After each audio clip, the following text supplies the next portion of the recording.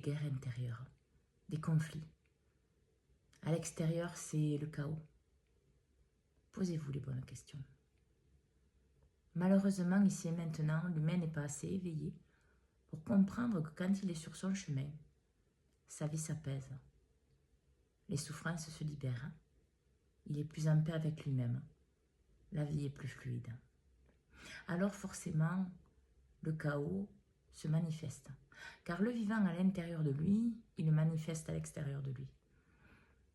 Et tant que celui-ci n'aura pas compris qu'il est maître de lui-même, de ce qu'il pense, parce que c'est ce qu'il crée, il va vivre le chaos.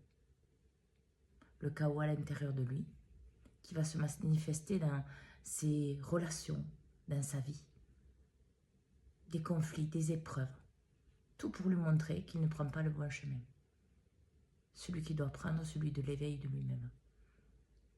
Mais pour cela, il doit assumer la vérité. La vérité de ce qu'il porte, la vérité de ce qu'il fait. Et la vérité de ce qu'il est dans ses parties les plus élevées. Car tant que vous manifesterez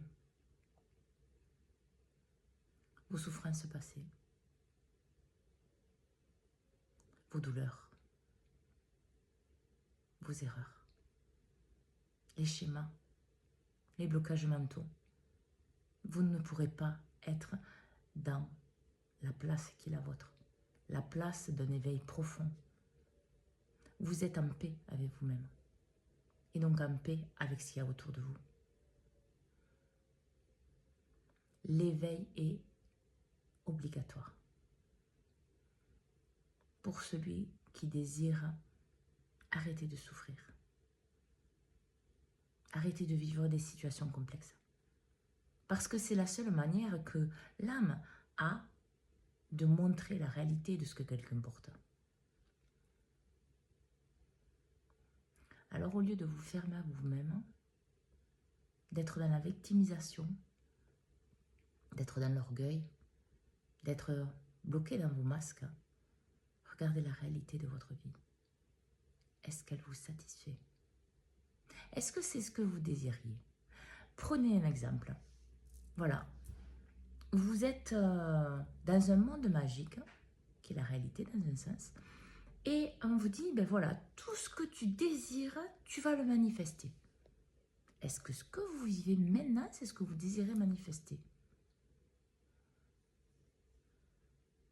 Là est la bonne question. Si ce n'est pas le cas, c'est que votre fonctionnement à l'intérieur de vous, votre écoute de vous, de la vérité de ce que vous êtes, n'est pas faite. Ça veut dire que les changements, de fonctionnement, d'action, de manière de penser ne sont pas faits. Bien sûr, vous pouvez y penser, mais y penser ne restera que dans votre tête. Et ça ne suffira pas pour changer votre vie.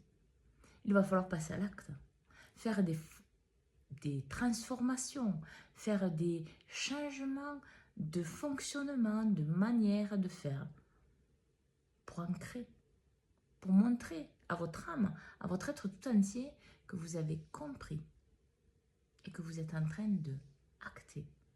Car l'éveil, c'est l'incarnation de votre cœur, de votre âme, de vos parties les plus élevées, à l'intérieur de vous, pour manifester la vérité de qui vous êtes, réellement. Pas un schéma bloqué, pas une souffrance, pas de la tristesse, pas de l'abandon et du rejet. Parce que tout ça, c'est ce que vous vous donnez à vous-même. Arrêtez. Arrêtez.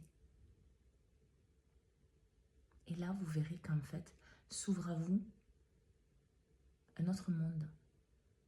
Un monde où vous êtes de plus en plus maître de votre vie.